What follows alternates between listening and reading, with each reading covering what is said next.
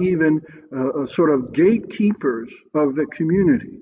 And I just want to leave that thought with you because we're going to get to that in a few moments. But again, the idea that the priests are not just sitting at the temple somewhere, just waiting for somebody to bring a sacrifice, but that they are literally connected to the people so that they know what's going on in their lives and they can speak to those conditions and situations, and they allow then the people then to come in or not into the places of worship, and how to gain access to that or how to regain the access to that, again, through what it is that these priests and the Levites are instructed to do. But the other detail that I wanted to mention from this chapter, again, chapter 12 of Leviticus, is something interesting that, again, may be just a small thing if we pass it up. But it gives the instruction of how, again, the woman, after giving birth, is supposed to wait these days until she is purified, and then she is to come and offer the sacrifice to God in the tabernacle, then eventually, of course, the temple. And these are the instructions that are given. So I'm beginning to read now at verse 6, chapter 12 of Leviticus. When the days of her purification for a son or daughter are over, she is to bring to the priest at the entrance of the tent of meeting a year-old lamb for a burnt offering, and a young pigeon or a dove for a sin offering. He shall offer them before the Lord to make atonement for her, and then she will be ceremonially clean from her flow of blood. Again, because of what took place during childbirth. Maybe I should have put a warning on this video that is probably not intended for children. I just thought of that. I'm sorry. Children, if you're watching, go get your mother and father. I'm sorry. Didn't make that mention before I started speaking of all these things. But here we are. So again, the woman is supposed to come to the priest, come to those who are literally at the gate. So they are to bring the sacrifices to be able to then to be offered so that she's going to be considered pure again. And again, this is so that the priest can verify, yes, this woman has had a child, but yes, she's now healthy. She's able to come back into our community. So again, there's a lot of layers to this. But I want to read further on from verse 7. I stopped in the middle of verse 7. In verse 7, it continues to say that these are the regulations for the women who bear a child, both a boy or a girl. But if she cannot afford a lamb, she is to bring 2 doves or 2 young pigeons, one for a burnt offering and the other for a sin offering. This is the way the priest will make atonement for her, and she shall be clean.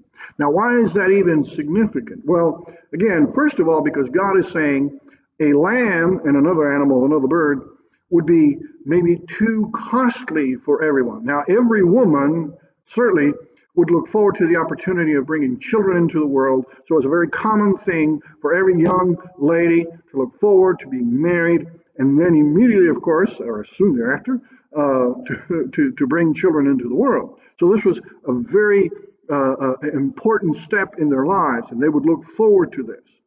Every woman, whether it would be women of mean and families who had money and resources, or certainly even the poorest of the poor. And God then is saying, I'm not going to make it too difficult for you, poor families, to bring yourself once again into the community. If the high price of a lamb is too much for these, God is being gracious and saying, I'm going to give you this opportunity to offer something else, 2 pigeons, so that one would be the sin offering and one would be for the atonement. Well, again, God is really responding to the reality that not every family could afford the kind of sacrifices that he's requesting, even though every woman certainly wanted to have children and wanted to eventually, of course, be brought back into the fellowship of the community. But God again is saying, okay, I understand not all of you can bring a lamb for every child that they had. And in those days, of course, they had many children. Again, a very sign of God's blessing in your life, so that they wanted to have children, and many of them, if at all possible. But again, God is saying, I know that not all of you will be able to afford this. So here is sort of another way that you can do this. Bring 2 turtle doves. But there is yet another layer of how interesting this is. We know and remember that when Jesus is born, it specifically is told to us, Joseph and Mary come to the temple, and what do they bring as an offering? 2 turtle doves. They were poor. Jesus came into this world, the Son of God, the maker of everything that exists, into a poor family. And again, we see this detail here in Leviticus thousands of years, of course, before the very birth of Jesus. But it becomes significant in his birth because we can see then that God didn't choose a family of means, somebody that had money or resources. No, he chose a poor family. He was born to poor parents. And again, I cannot underscore that enough, how that significantly speaks to all of us who are of very meager means, that God chose our way of life. He didn't come into the world on the top of the social ladder. He came at the very bottom. And I, for one, am very grateful that he chose that way. That he is, of course, very much taking on the image of a humble person. That's, of course, the very descriptions that we hear of the Messiah and his coming.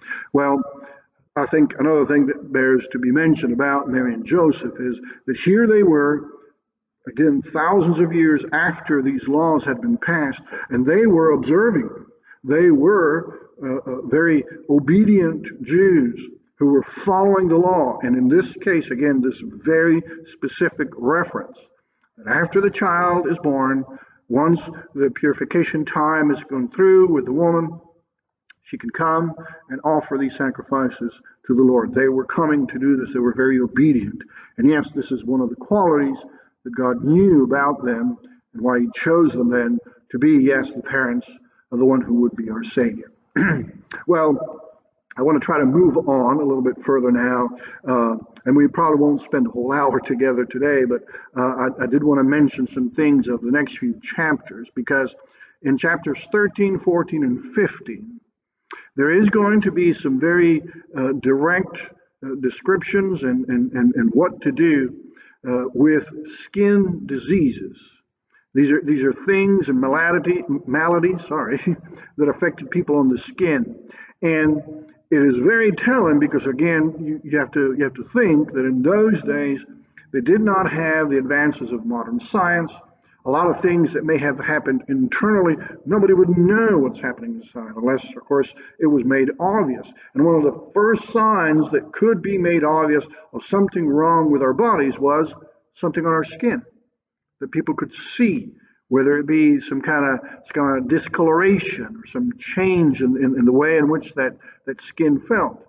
So again, the very first signs, if you will, of some kind of illness without any other symptoms or another way of knowing what these symptoms may be, again, a visible way in which you could see what is happening. I will mention, I'll just have to say this very quickly, I guess, some of the discharges, again, fluids that would be emanating from our body. And immediately those persons are separated, again, because God knew that they would be able to infect others. So here's God saying, in order for us to address the person who is ill, and of course treat them and deal with them, one of the first things that we need to do is to separate them. So here's a very, very rudimentary community kind of health system that separates out those who are sick, especially if there is some fluid or some discharge from their body, so that it's not affecting everybody else in their household or anybody that is coming in touch with them. And again, this is, again, the most basic and rudimentary of health care ways of dealing with a person who is ill. And God was instituting that with his people long before they knew anything about bacteria or viruses or anything else. So again, God is saying, I'm interested in you and your well-being, and these are some of the most basic instructions that I'm giving to you so that your life will be better. Again, God is involving himself with us in some very real issues, what is affecting people all across not only the Israelites, but of course every culture and every nation of the time. Now, we will see as you read some of these chapters, that God brings some very, again, basic concepts, like, for example, cleanliness. Many times it's going to be mentioned that we are to cleanse that person or cleanse that particular item or the clothing. Again, the idea of cleanliness is such a basic medical, if you will, practice. And yet, God here is addressing it as a communal way of practicing this kind of cleansing, so that, again, we are preventing illnesses from being spread. And certainly after we have gone through the pandemic, which one of us did not realize how basic it was to even wash our hands, things like that, how important it was and how effective it was then to take these very precautionary measures. Quarantine, again, in Scripture, that there is this idea of separating one who is ill from the rest. And now here it is, modern science has affirmed every one of these as the most simplest and yet best practices for, again, communities that are living together. Imagine, again, in those days, the lack of so many of the scientific advances that we have now, medical advances. So again, this is wonderful to see how God is involved in the most everyday life, the most intricate part or intimate way of our life. Well, let me read some of the portions of chapter 13. Again, I would encourage you to read more, but I'm just going to read a few of the verses because there's something very interesting in which God institutes then this idea of the priests and Levites becoming those who are watchful over the community. Again, speaking physically as well as spiritually. That these people, the ones who were responsible for their spiritual health as a nation, were also responsible for their physical health as a nation. So we'll read from chapter 13. Again, I won't get into the most gory parts, but just notice the progression of these things. Again, this is dealing with people who have had something that happens in their skin, and the skin diseases, again, being one of the ways in which people could easily see and immediately notice there's something wrong, I need to deal with this.